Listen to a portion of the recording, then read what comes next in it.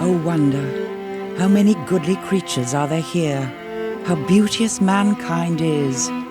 Oh brave new world that has such people in't.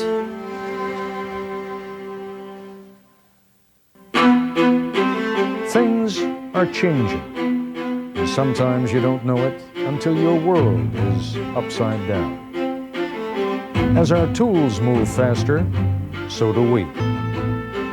We're climbing an evolutionary ladder, but what will humans be when man makes man in his own image? And what are we becoming as we put more of our machines into ourselves and more of ourselves into them? What does it mean to be a family? What does it mean to be a parent? What does it mean to be in love? You may be surprised at what you find. A musical universe knit together by dancing strings. A world where aliens live right before our eyes. A world that just might lose most of its living creatures, but where man somehow slips through. We haven't got many answers, but we've got some terrific questions. Why, if we have faster and faster and faster machines, do we feel we're running out of time? The trouble is, we're addicts to time. Time! 1 second is cool. 2 seconds is a lot. 3 seconds is too long. If we are wired for speed, what are we leaving behind? We all secretly know that all those events we're shoving into those individual seconds don't really give us anything in the long run. We've got some terrific questions. Plenty of questions on the road to a brave new world.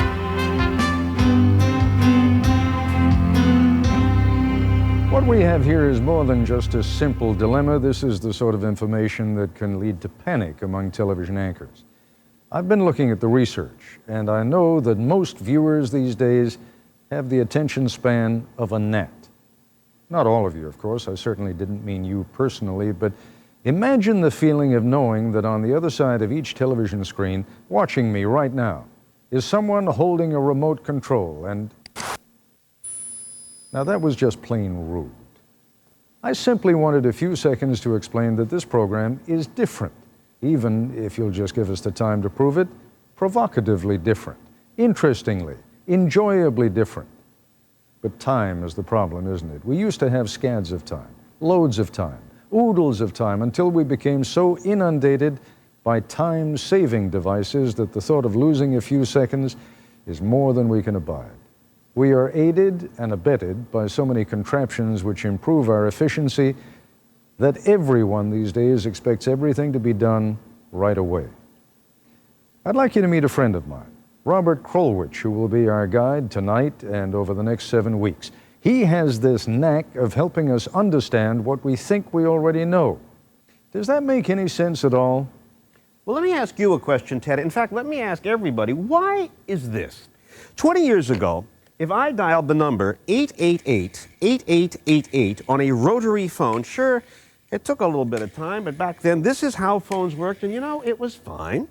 But then came the push-button phone. So you go up to the push button and go beep, beep, beep, beep, beep, beep, beep, beep, much quicker, much faster. But now comes the interesting part. Once I had the experience of the push button, and you know, I didn't ask for push buttons, I don't need the 5 seconds, but once the push button phone got into my head, now, anytime I happen upon a rotary phone and start to dial now, this seems to take forever. when you think of all the other machines beyond the telephone that are pushing us and driving us to go faster and faster, whether we want to or not, you wonder,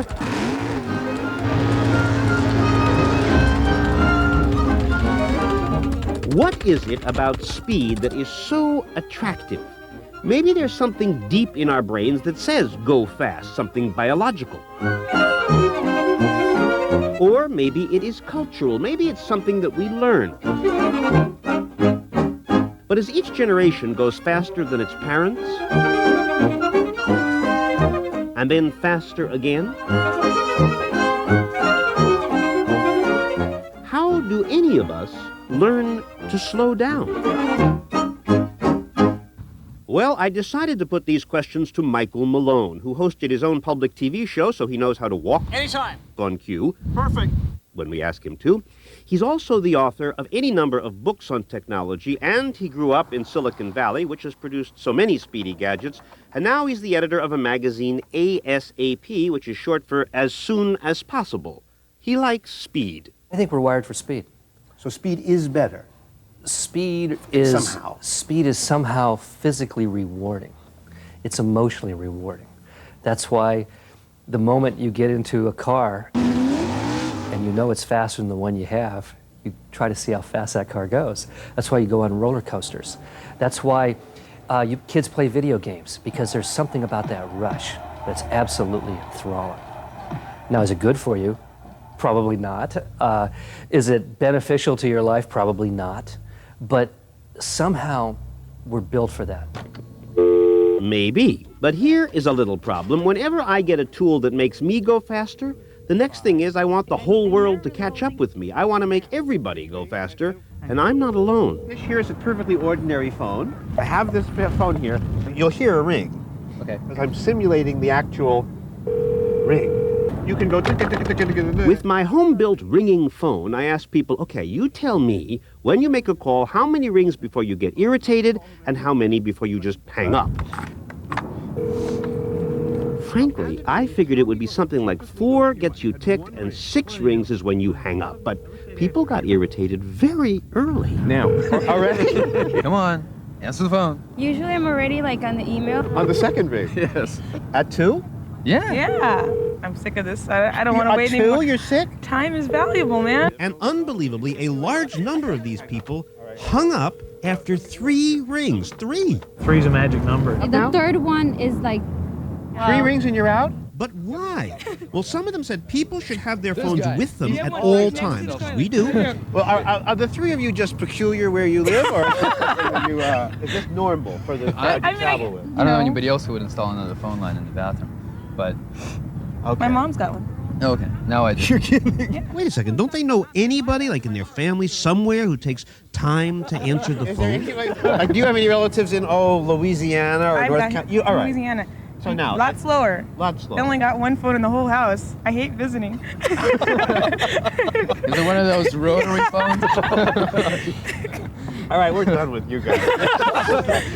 All right, you've proved your point, says Michael Malone, but so what? Everybody knows speed is contagious. What's fascinating is if you see something that saves you only a second or 2, say instead of dialing, all you have to say is... Ashley. Cool. Okay, now let's perfect this one. Why is cool the right adjective when the net gain between speed dialing and get me mom, between and mom, where you don't even actually have to push with your finger onto any object, just mom. What is the savings there? 1/8 of a second. It's speed for speed's sake. When you got the telephone, when you first got your first desktop computer, did you say to yourself, this is going to enrich my life in so many ways? You didn't do anything in the story. You said, I can type on it, man. And that gave you a little rush of excitement, a little burst of adrenaline, a little thrill, like, this is going to be fun. 1, 2... And you will find this everywhere you look, everywhere. These children are taking off their pants the old-fashioned way, sliding them down their legs. This is not fun. Now give these same children Velcro snap-off pants.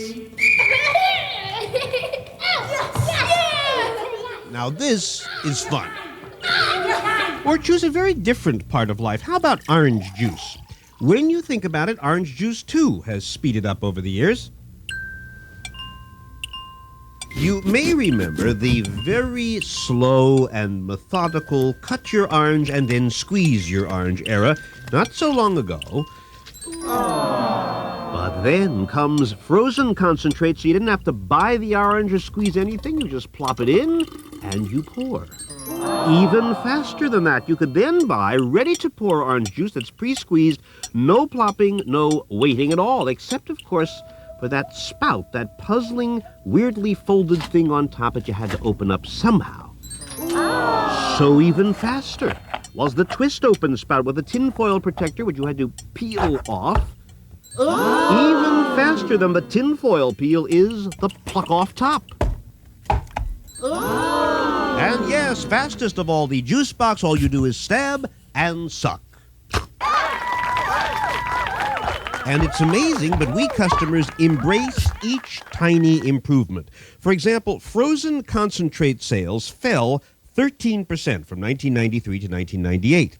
At the very same time, the faster ready-to-pour option gained 12% sales. So faster products take business from slower products. But who cares about saving 1 second switching from a peel to a pop? I don't. That's because of your metaphysics of orange juice. I mean, it doesn't necessarily, some people it means a whole heck of a lot. I mean, What look at the kind of history person says, Mom, I just saved 1/8 of a second opening my orange juice? No one I know. No, of course not. But 1/8 of a second is a considerable increment of time at the bottom of your brain. You mean something way deep down in my brain Wants better. and can measure that kind of interval? I think so. And you know what? I decided he was right when I found out the Sony company has a Discman option that says when you're listening to a CD, you can enjoy playing with less blank space between the tracks. Which means instead of having to endure 3 seconds between Frank Sinatra and the next Frank Sinatra, you can cut it way back to 1 second. Save 2 seconds per cut. I mean, really. And yet, 1 second is cool. Yeah, because then you don't have, well, 2 seconds is a lot. In California, I think they do that all the time. Like one cut to the next cut to the next cut to the next cut. a second takes 3 seconds is too long. it's a difference. Why do they have 3-second pauses? quicker is better. Yes. Yes, it's always been so, says Michael. If something was speedier, Went with it. You didn't think of it as, this is going to make my life faster. I'm going to do things quicker. You know, this is going to enhance every corner of my life. It's just like neat. but now with neat comes a little bit of a price. Like if I were to A little bit of a price comes a huge price. Well, there you go. But is anyone aware of this? No. Yes, we are. We all know that today we have so many people who can find us, call us, beep us, write us. There's such a thing as overload, and each of us in our own way has to deal with that. And we will when we return.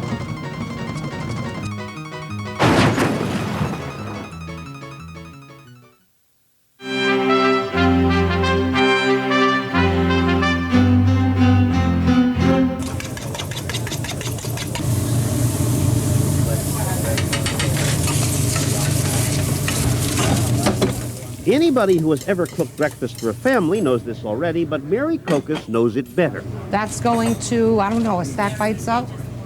On Saturday mornings at her diner in central Long Island in New York, every 10 minutes she's cooking about 10 different breakfasts simultaneously. Which means to keep all her customers satisfied, she has to keep in her head how long it takes to make toast, because you don't want to burn the toast, how long for cheese omelets, and how long for home fries, how long for pancakes and crispy bacon and regular bacon.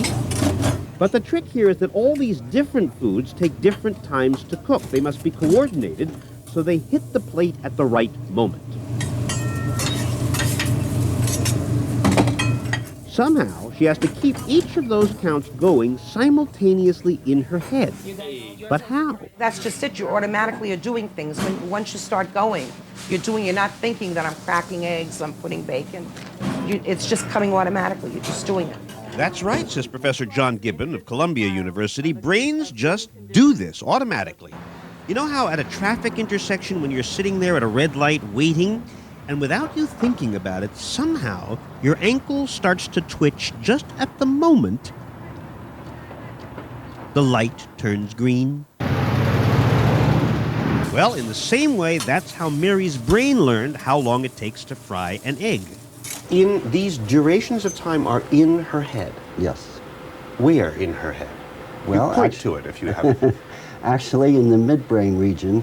To show you how this is done, we are going to enter, figuratively of course, Mary's brain, where I have asked my friends Adam and Josh, in their fashion, to demonstrate how a typical brain records how long something takes. In our brains, there are two families of cells. This one you see here is just pulsing or ticking, ticking, ticking, ticking. Is that about right? Actually, it's very close to a model that we've been working with for some time. We also have cells like this one, which is just listening, listening, listening. Well, that would be the accumulator. So, whenever we have an experience, some of our cells are ticking and some are listening. Now, the first time that Mary cooks an egg... Well, looks like we're doing eggs. Let's see. As she has this experience, the listener cells are counting out how long this takes. 4, 5. When the egg is done, the listener cell concludes... Eggs. 5. After she's cooked a few more eggs, the memory... Eggs. 5. ...gets permanently recorded or fixed in her brain. Can't forget it now. So after years and years cooking all sorts of breakfasts, Mary's brain is now filled with automatic counts for everything. Eggs and bacon. 9. French fries. 10. Waffles. 8. Pancakes. 15. French toast. 7. Yeah! Okay, now we're ready to go back and answer the question we started the program with. Why is it, when you come upon a rotary phone, why does it seem to go so slow? Well, the reason is once we got used to the push-button phones, the listening cells in our brains decided, all right, it takes 1 1,000, 2 1,000, 3 1,000, 3 beats to use a phone like this. So now when you go over and you see a rotary phone and you start to dial, now the counting cells begin to count 1 1,000, 2 1,000, 3 1,000. You should be done. But look, the counting cell in your brain says, What's going on? This is too long. Get this over with. It's done with. Interval's too long. So you see, it's the combination of being suddenly aware that something's not right and then waiting for it to be done together. You see, that's what's so irritating.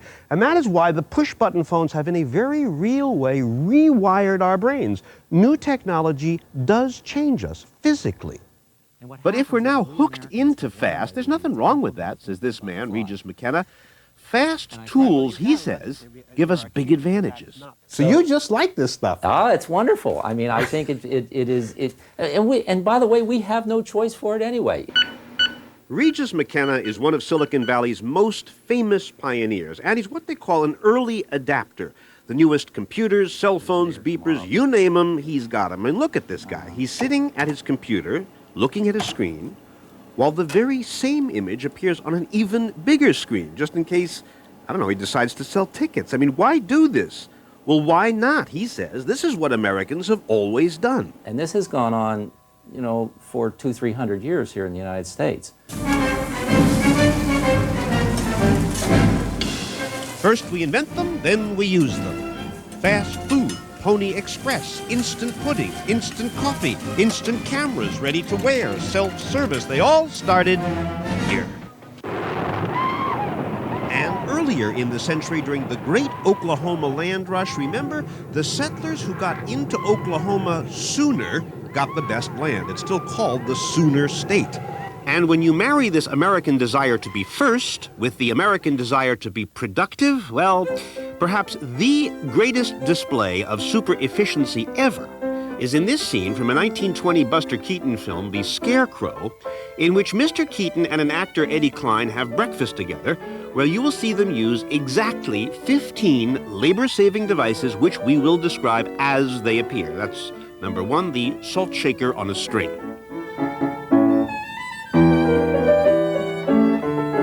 Number 2 is the self-opening icebox, with number 3, the tabletop opener. Number 4, the trapeze automatic icebox return. No one, you'll notice, has to leave the table at any time during this meal. Excellent. Number 5, the retractable napkin.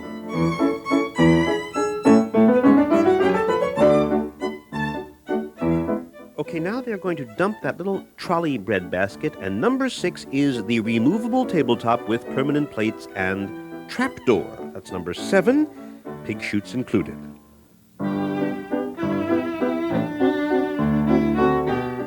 The roll-top desk and hose is number 8.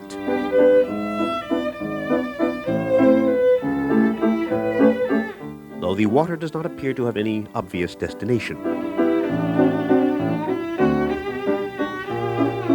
Number 9, multiple condiment removal. Number 10, the lamp. Number 11, the flowers. The bathtub and love seat combination is number 12.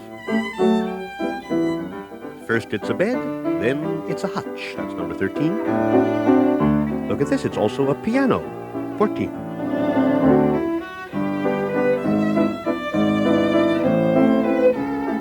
And the double-faced tabletop and wall hanging is 15. And you'll notice that these guys were very comfortable with their newfangled gadgets, not unlike our friend Regis McKenna. But the world is bigger than Buster Keaton and Regis. There are a lot of folks who find new tools mystifying and scary. And as machines speed up, what is going to happen to, well, to folks like me? Look, I have, you know... Don't you know anybody like me? Oh, I know lots of people like you. I mean, you know... And do you think that we are just not up to the self-discipline and to the self-education? No, I think you are actually engaged in it and involved in it as much as most people, but it's not on a conscious level. Oh, excuse me. So we will delve into the unconscious when we return.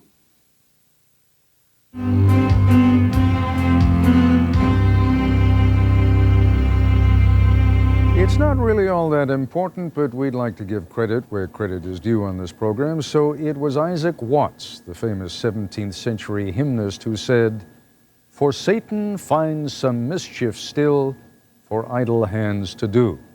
And while that was many years before anyone had ever heard of the fax machine or the cell phone, Robert Krulwich may have found just the sort of scene Mr. Watts had in mind. Give me that, because this is, in the card's a strong signal. This is Sid from New York City, a very busy, very important guy with phones and beepers, 2 phones at the same time even, though I'm not sure there's anybody on any of them. Hello? No, this is unbelievable. Whenever I see people who are totally wired like this, attached to their gadgets, I wonder, do they buy these things because they have to, or because it makes them look so, well, so busy? Hello? When did important people become busy? It used to be that important people were idle. That was the whole idea. You showed your success and your wealth and your power by not doing stuff. And somewhere along the line, and I don't know when it happened, it suddenly became a measure of success to have no free time whatsoever. Okay. I have a call into Harvey. I'll talk to Harvey about it tomorrow. And then you and I will talk. Consuming time in the sense of every second is filled is a way of showing status now. And when you work all by yourself at home and the phone does not ring, Michael Malone remembers what that's like. There used to be days when no one would call. And here I was a freelance writer, and when no one called, I thought, oh my God, they forgot me. I've been left out of the loop. I'll never get a writing assignment again, and I'm going to have to go work at the window at McDonald's with the little paper hat on and the microphone. And that was my nightmare. It is certainly possible that the impulse to buy and use these gadgets is driven in good part by fear. Those secret fears that everybody has, that the great cartoonist Bill Steig captures so well. People don't want to be bored. They don't want to be alone. They don't want to be ignored. And maybe if you get enough gadgets, maybe you can keep those fears at bay. But there is one fear you can never really conquer. And so many Americans are now turning 40 and 45 and 50, the age when for the first time you think, uh-oh, one day I'm going to die. And that sense that the clock is ticking, that whiff of mortality in the air, may explain why so many people now want to go faster and do more and pack it in, because for a huge group, which happens to include my friends John Flansburgh and John Linnell and their band, They Might Be Giants, time is running out.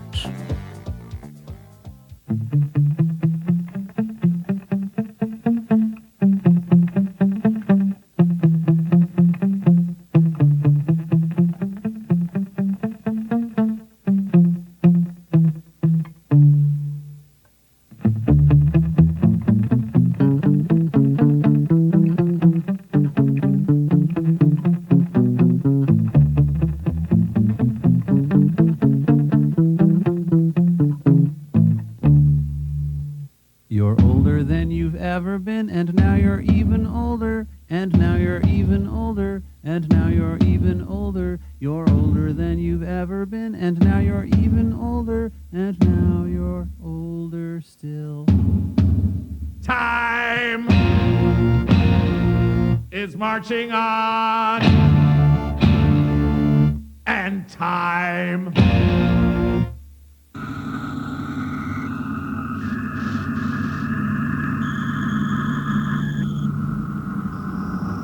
is still marching on. This day will soon be at an end, and now it's even sooner, and now it's even sooner, and now it's even sooner. This day will soon be at an end, and now it's even sooner, and now it's sooner still. So that is why there's such recent interest in faster gadgets. It's a baby boomer thing. And all we're experiencing now is that generation's passing obsession with the idea that, oh my God, we're all gonna die. You're older than you've ever been, and now you're even older, and now you're even older, and now you're even older. You're older than you've ever been, and now you're even older, and now you're older still. Okay, I put it to Michael Malone. This obsession with minutes and seconds and efficiency, it's all going to disappear, right, when you and all the other baby boomers disappear. I don't believe it. I disagree. I think we all secretly know that all those events we're shoving into those individual seconds don't really give us anything in the long run. I think we have this idea in the back of our minds, and maybe this is why we try to do so much so fast and try to speed things up, is that we're buying time. If I become infinitely efficient, increase my efficiency, speed up my productivity, I can, at some point in my life, stop and step out of time. That makes my life worthwhile. So before I die, it's saving time so that I can live. That's right. The opposite. We're trying to save time so we can live. The trouble is, we're addicts to time. And the hardest thing in the world is to stop. After all, look what lots of us do with our free time. Hours and hours every day we sit, apparently quite relaxed, but look at our fingers. Our fingers have found a gadget that tells the truth about us. Yes, it's easier to move the joint in your thumb 1/16 of an inch rather than cross a 6.5-foot space, which means getting up and then itching and changing the channel. The TV remote reveals something profound about people. Used to be guys did it more than gals, but now when you get down to the youngest group, girls and boys click at about the same rate. Do you want to see Snow White? Oh, I want to see that. This drives programmers crazy, even the most popular shows on television. Take this one, for example. Most people who tune in for this show, and mind you, this is a drama, to make sense of it, you gotta stick with it for a while, and yet, 55% of this show's audience watches less than half. They love it, but they leave it. Now, that's the most popular show on TV. In a more ordinary drama, typically, 3/4 of the audience disappears without seeing most of the show. 3/4 go away, and that's normal. And here's a show I was once on. The TV ratings showed that when this image of a tuba player by a pool of alligators came on TV, more than 1 million households clicking by said, what is this? And they stopped. 1 million extra households. You know how many Astrodomes worth of people that is? But then just as quick as I got them, about 2 minutes later, I lost them. Bye-bye. That is the sound of more than 1 million households leaving me. Pay for my new stereo now? So many viewers are now in motion, the advertisers cut their messages much faster, hoping this will keep you watching. But the faster they cut, the quicker we click. So the ads have to get even quicker until we found a chief executive who decided, how about a 1-second ad? I don't know that you can say everything you want to say in 1 second. Neither do we, but here it is. Thank you. It's amazing how long 1 second really is when you see it on TV. Isn't that true? Or at least he hopes it's true. Come on, just leave it on. We who make TV know that you who watch TV, many of you have the attention span of a 3-year-old.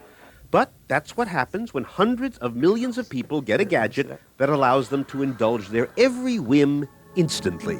Are you suggesting to me that we may be suffering from an infantilization of our culture? Exactly. Oh, what a new concept. That hadn't crossed my mind. Well, of course we are. Well, what are you saying? You're saying then that gadgets come into our lives, inelucticably speed us up, ineluctably tap into our 6-year-old gotta-have-it greedy part, and that the world then becomes It taps into our 6-year-old is the higher part of the brain. It also taps into the medulla, our reptile brain, which says, yeah, so you creating something goes then, by, eat it. Yeah. Something goes by, eat it. Yeah, exactly. All right, so then you end up then with 6 billion creatures on the world saying, gimme now.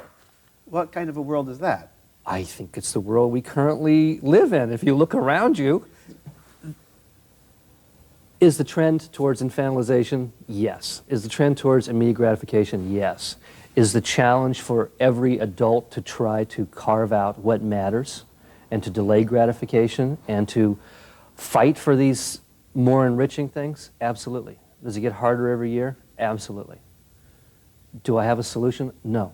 But maybe there is a solution, and you're looking at it. We'll be right back. And here we are. Nightline in Primetime, Brave New World continues after this from our ABC stations.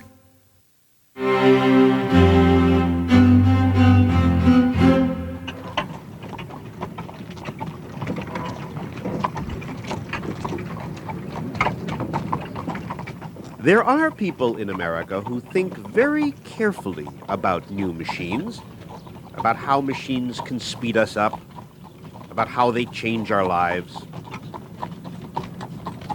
This is Amish country near Lancaster, Pennsylvania. Professor Diane Umble grew up here. So this is it. This is it. What do you call it? An Amish community telephone, or a phone shanty. Sometimes they call them phone shanties. But it's quite far from this farm and quite far from that farm. Quite far from the house, on purpose. This is an Amish community telephone shack. Years ago, folks around here decided it's okay to use telephones, but they also decided not to make it easy. Go ahead in, and then the cameraman will follow you. It doesn't have any seats. It's to purposely make it a little uncomfortable? So you can't sit here and chat forever and ever for the whole evening. It's not that the Amish are anti-telephone. That's not it. It's just that they want important routines in their lives. Their meals, their prayer meetings, their family get-togethers. These things, their leaders say, should not be casually interrupted.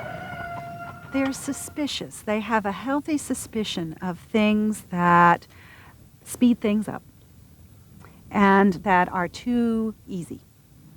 They value hard work, and they have made choices not to get caught up in pace, the fast pace of things. If you choose to use a horse and buggy to get around, that means you have time to think, you have time to reflect, you have time to enjoy the beauty around you.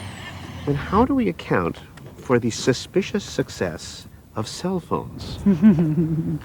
Well, now, that is one of those things that I think flies in the face of the value system. I did talk with a saleswoman from a local cell phone store, and I don't want to embarrass anybody here, but she says last year she sold 2 cell phones every month to Amish families, then 3 a month, now 4 a month.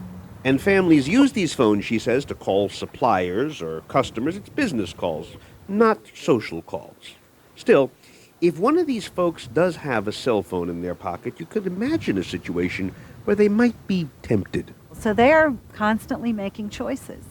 So bit by bit, in marches speed. In marches, slowly, incrementally. And far from Pennsylvania, back in Silicon Valley, technology champion Regis McKenna says he's convinced that in 30 years, even the Amish will be on the phone and online. I think that they're adopting the cellular phone because it is a network. It connects them.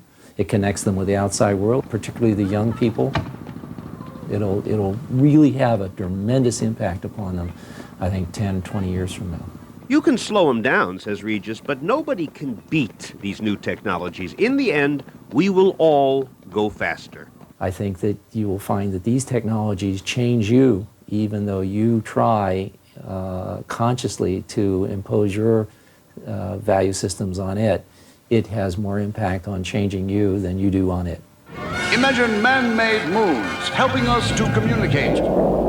And why will machines speed us up? What makes them so irresistible? Well, Regis has a view of human beings that not everybody has, but it's his view. Hey, we live in a real world. This is how you are. You are a good person by what you do. And the more you do, the better person you are, says Regis. We are social animals. That's why we can't resist these tools. They help us be social. They help us connect. But isn't Regis forgetting something? You've got two parts to yourself. You've got an outer life and an inner world. And what we're forgetting in this culture is the inner world. Jacob Needleman teaches philosophy at San Francisco State, and he says humans do not exist to be busy all the time. And of course, it's true. There are times making love, making art, or just lost in thought, that time seems to vanish. And it's these times when we're not doing, but just being. That's when the latest, fastest machines don't matter so much. In fact, that's how you escape machines when you want to. The problem is Regis McKenna doesn't want to, ever. If I took you, Regis McKenna, and stuck you in a closet, nothing even as exciting as a sensory deprivation device. I stick you in a closet, and I say, Regis, you're in there for the next 2 hours. Is there any possibility that No, I'd be pretty antsy. I like to do things all the time. Well, you could do things, like you could dream, you could recite old poems. Well, you can, except that you know, I'm one of those people that believes that you actually live by being engaged in the world. Well, though there's a world in your head. You're disengaging from the physical world and joining the world in between your ears. Yeah, in some extent that's true, but I can't think change and make the world change. So you live there in that closet for the 2 hours and you think, well, that was a 2 hours wasted completely? Yes, I would think that was a wasted 2 hours. I think this fellow, he should learn, he could learn that sitting in the closet for an hour or two can be a very rich thing and nourish your outer life too. In my mind, this is a rejection of the world. It's a rejection of who we are.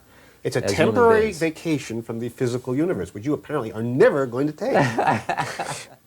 Have you noticed it's what you value in life that determines how susceptible you are to these fast machines? If you like doing and connecting like Regis, well then, faster tools are going to be pretty hard to resist. If, however, you value solitude and contemplation, then the very same tools lose their grip. The question is, what do you value? And we will address that question musically when we come back.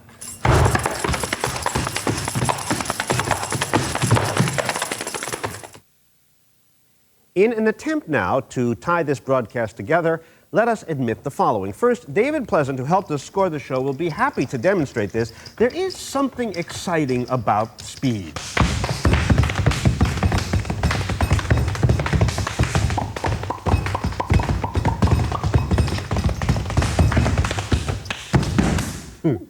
But nobody wants this pace all the time. It's too much. So what Regis McKenna proposes is embrace speed, live your life as fast as you want, but remember you can create pauses and breaks. You program your computer and your beepers and your cell phone to vary the mood to suit you.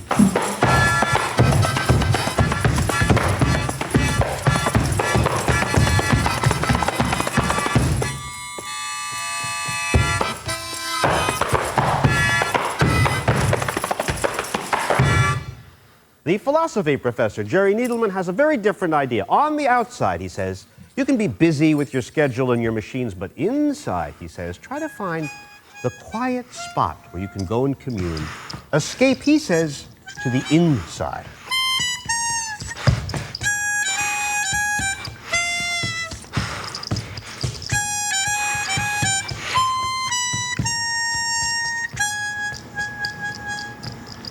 Michael Malone from Silicon Valley offers us a third approach.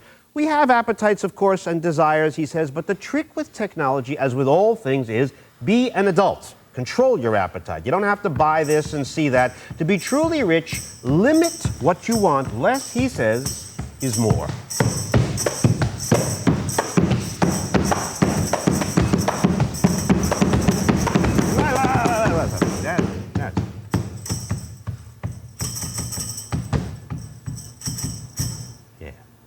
by any of these routes, really. It is possible, I think, to slow down, get control. But Ted, you know, when I started this program, I thought it was going to be about machines. It turns out it's really about people and their values. If you have one kind of set of values, this is not going to be a problem for you. I'd love to believe that you're right, but I don't. I think it's about machines. I think there is a tyranny of technology which determines the pace of our lives. And 150 years ago, when we lived in an agrarian society, people got up when the sun rose, they went to bed when the sun went down, they did or did not go to Philadelphia for a weekend because it was 100 miles away and there was just no way to do it in the time available. But that doesn't mean just if you have a telephone in your house, you don't have to answer it. You don't have to answer it by the second or third ring. There are ways to massage this.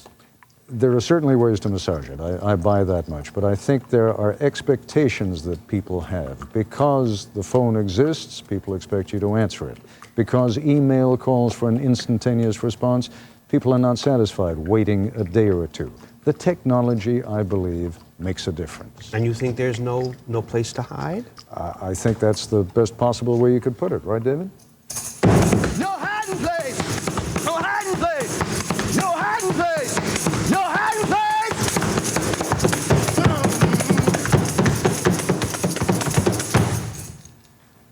And now that we are confident, at least of your attention, when we come back, we'll look at what we'll be doing over the next several weeks on A Brave New World. As you may have gathered tonight, we're taking a rather unconventional approach on this series, and trust me on this one, over the course of the next 7 weeks, we'll be pushing the envelope even further. One thing you should know, these programs are as much about questions as answers. Over the course of this series, we hope to address a number of questions that are rarely even considered on primetime television. The origins of the universe, the possible extinction of life as we know it. Yes, we are going to tackle those big questions. Is this the way it has to be? Is this the only way to make life? Is it possible that that bacteria could, in effect, hitchhike from here all the way to there? We may have a theory that can describe everything in the universe by invoking one idea. What exactly is human? I'm part human, part machine. Clear! Can you now clone a human being? What are we doing to our planet? A living human brain is definitely alive. But also those questions closer to home. So you waiting for grandma too? What is a family? I'm the 13th child that came here. And does love have limits? And you have to get to the point where you accept him for what he is.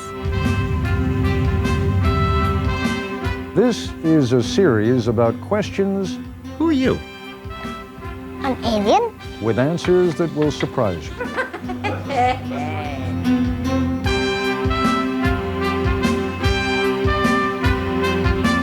I'll be back in a moment.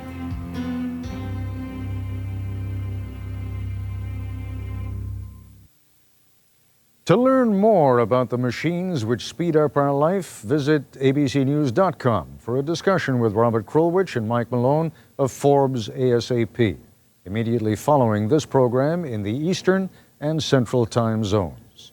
That's our broadcast for tonight. I'm Ted Koppel. For all of us here at ABC News, good night.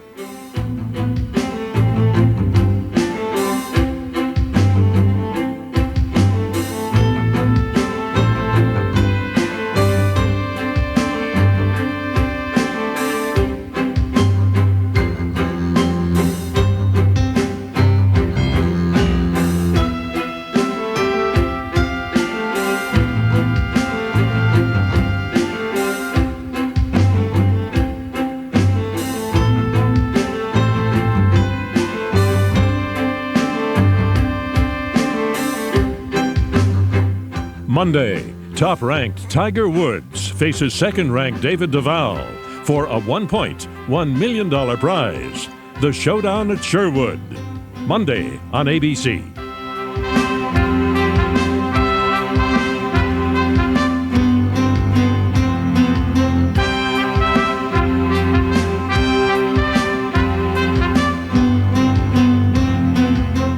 We are such stuff as dreams are made on, and our little life is rounded with a sleep.